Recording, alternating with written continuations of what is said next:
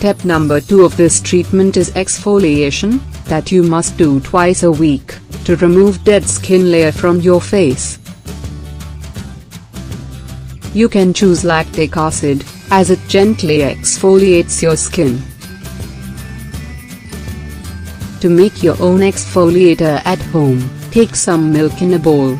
In this add few drops of lemon juice, to activate lactic acid in milk. Keep it aside for 15 minutes, and your scrub is ready. Apply a layer of this paste on your face, and leave it for 15 minutes. After that, you can rinse your face or you can simply wipe it off.